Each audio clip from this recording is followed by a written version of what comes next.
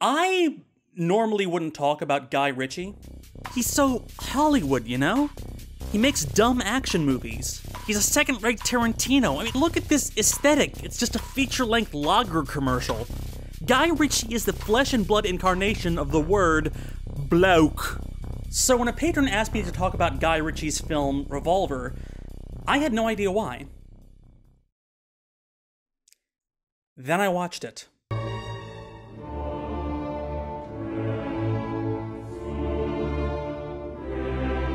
And I thought, oh,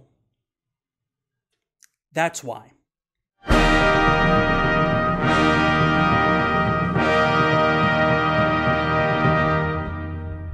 So here's my attempt to understand the plot of Revolver. Feel free to try to explain it better in the comments, but I'm already burned out by half-assed, poorly argued defenses of shallow movies after the Mr. Nobody review I did, so do your worst! This is a movie about a generic tough guy named Jake Green, played by famed generic tough guy Jason Statham. He's just been freed from a long stint in jail, and now he's trying to get back at a man named Dorothy, played by a far too frequently naked Ray Liotta. I'd say this was the lowest point in Liotta's career, but this was 2 years before he played himself in B-movies, so... Watch it, Benson! I could blow right now! This isn't a good fella! This is a bad fella! After getting out, Jake gets recruited by Sal from Sopranos, and Andre 3000, of all people. And after that setup, the movie chugs along in this endless 20-go-to-10 loop of, we need you to do a thing. I did a thing. You are quite the doer of things, Mr. Green. We need you to do a thing. I did a thing. You are quite the doer of things, Mr. Green. We need you to do a thing. I did a thing. You are quite the... And so we get the vague sense of a gang war between this guy in the blue room and this guy in the red room with Green in the middle. Oh, hey, it's a color motif. Maybe, I don't know. There's also somebody named Sam Gold that everyone's afraid of. Sam Gold. Mr. Clandestine. Mr. Black Magic. Mr. I run this game gold. No one sees gold. And meanwhile, Statham talks to himself a bunch, so if you're a fan of gruff Cockney, well, it is a Guy Ritchie movie. Sweating like a crack whore clucking for a fix. Oh, they're smart. Smart as a pair of little boy shoes. Somewhere between hell and a hard place. All of the dialogue is like this. 1 foot in the grave and 2 hands on the coffin. I'm cooked. Well done. Stick a fork in me and see if I bleed. Ain't we all just little teapots? Short and fucked. And that's not even including the dialogue written under that dorm room quote style that late 90s, early 2000s filmmaking was in love with. Guess how this speech is going to end. There's only one rule in this world. Small question that drives all success. The more a man invests in that question, the more powerful that man will become. Can you guess what that question is, Mr. Green? What is the Matrix? What's in it for me? See? And I haven't even gotten to how adventurously mistaken the filmmaking gets. It's not just that every major action set piece doesn't work, it's that they all don't work in their own unique way. This one cuts just a tad too fast, this one gets broken up by a pan and scan technique. See? I can do it too. It's not hard. And finally, there's a... What are you... Borderlands? What? What? Oh god, this is on someone's demo reel, isn't it? Kiss my black ass! And of course, the voiceover! We're approval junkies. We're all in it for the slap on the back. And the gold watch. The hip hip who fucking raw. Fed to the rules, and you hit the ground running. Your brain gets smart, but your head gets dumb. Oh wait, those are Smash Mouth lyrics. Wasn't I supposed to be summarizing the plot? The alleged plot? Where's your pride, Jake? I made a big mistake, Mr. Macker. Shut up! I underestimated your power and your intellect. Right, so the big reveal, the major spoilers here. Oh, Jake. After you! That voiceover, that obnoxious 2 a.m. at a pub blathering. I can hear you. That voiceover is the real bad guy.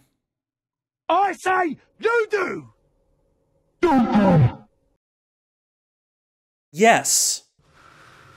How long have I looked after you? And the climax of the film plays out in a sequence I can only possibly describe as Golluming. I am you! You're not me. Come on!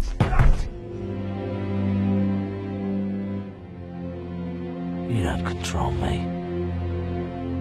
I control you.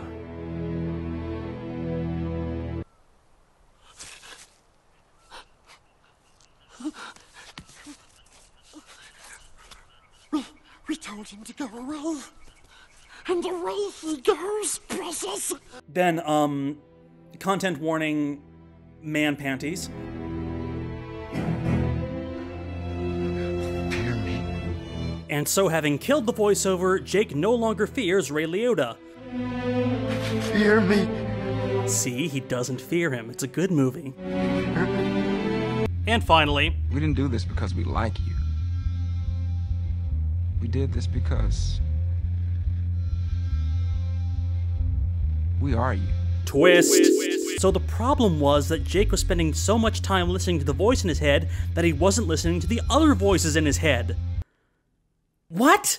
Checkmate. So that's where the US cut ends. The UK cut continues. And it continues with an epilogue, which I just have to show you the actual editing. We know Green's behind everything. He took your powder, not Lord John. He's been playing games with us, and he's playing games with you. Fear me! Fear me! Get up! Fear me! Get up! Fear me! So now it's Ray Liotta's turn to Gollum, and... Okay, let's stop there. I know I skipped over a lot of plot stuff, though I don't think it seems to matter, since the movie doesn't care either. Richie's clearly more interested in theme, which would explain all of the, that. But what is that theme? Well, when this movie came out in 2005, there was a lot of speculation about that, since at the time, Guy Ritchie was married to, oh, what's her name? Oh, yeah.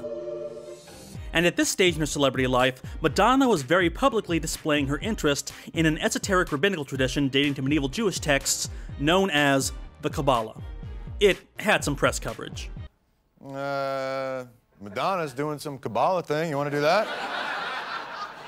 So for Ritchie to put out something so baffling, he clearly must have been influenced by whatever freaky-deaky, new age, celebrity Hollywood bullshit they're obsessed with this month, right? Well... Kabbalah is a Hebrew word which, roughly translated, means that which is passed down. It is received. Or, Tradition. Can I get away with making that joke? I don't know. Tradition. But Kabbalah is a separate animal from Judaism proper. It's a stupefyingly complex theological tradition that occupies the same place that, say, Sufism does for mainstream Islam, or Gnosticism does for mainstream Christianity. But Kabbalah has seen a much greater reverence in popular Judaism, whose teachings are so nuanced that Kabbalah has traditionally only been shared with Jewish men over 40, since to teach to anyone younger would necessitate the dilution of the complex concept Kabbalah for kids! Yeah, then it went mainstream. So whatever Madonna learned at the Kabbalah Center, it was the kind that convinced her to spend 10 grand on a swimming pool filled with Kabbalah water. I'm not Jewish, but I'm willing to bet that's not a thing. So is Revolver based on Kabbalah? Well, yes, but only in that half-assed, culturally appropriative way that Hollywood approaches every complex philosophy. So, yeah. I mean, there's Kabbalah as written in the Zohar and the works of Isaac Luria, interpreted for the modern world by philosophers like Gershom Scholem, and then there's Kabbalah, the respectable form of Scientology. What I'm saying is, there's a good chance that Ritchie's idea of Kabbalah is quite different from my idea of Kabbalah. Or indeed, anyone's idea of Kabbalah. I'm not even Jewish, so I really have no right to say whether or not he knows what he's talking about. But I can try to figure out what I think he's talking about. In his own words, Ritchie rather ham-fistedly declares that, get this, you are not your ego. You've heard that voice for so long, you believe it to be you. In fact, that's how the credits end, with a group of psychologists explaining the role of the ego. It disguises its thoughts as your thoughts, its feelings as your feelings. You think it's you. It's repeated to the point of insecurity. All perception of an enemy is a projection of the ego. Thing is, Guy Ritchie is, right? There's definitely a long tradition in psychology of understanding the subject, that is, the part of you that identifies as I, as being separate from the ego.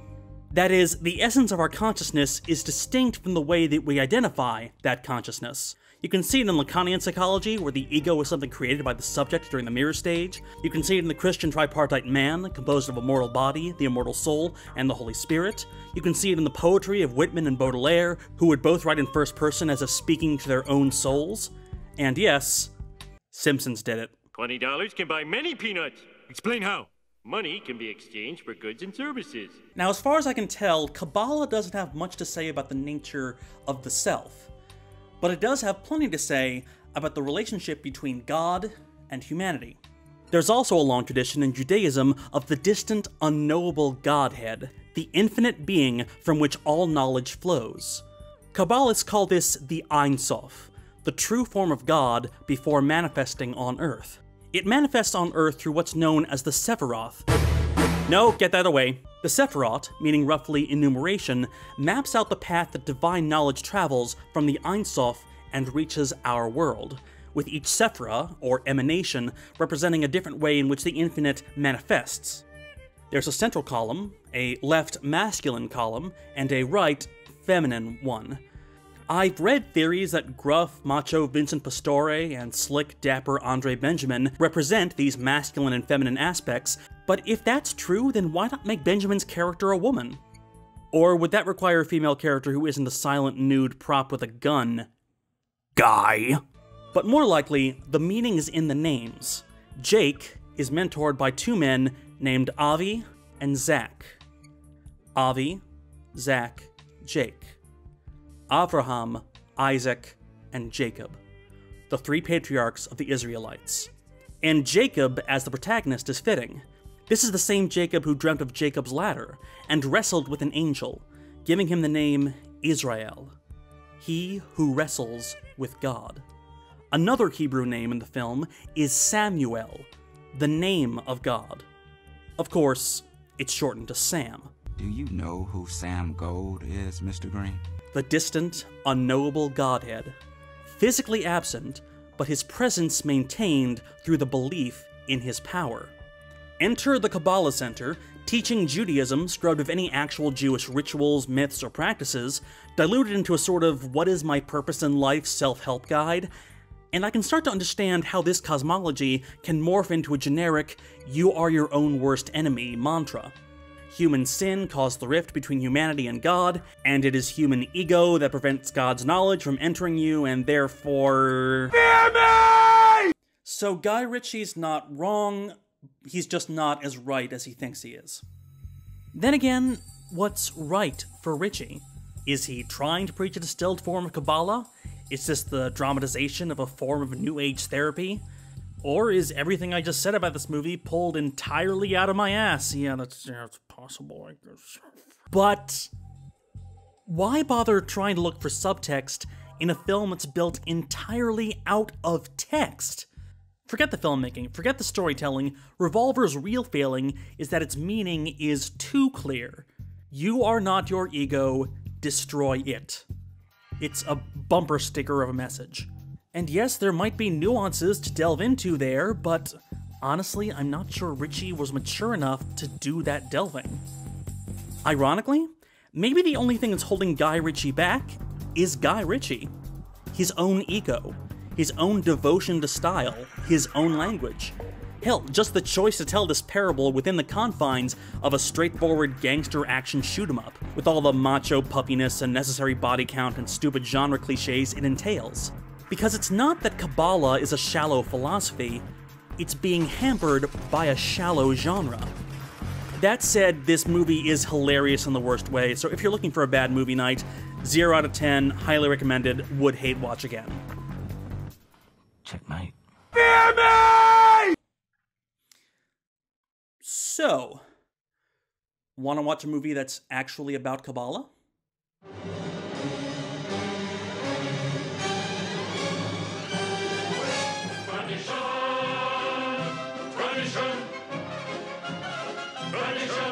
Tradition!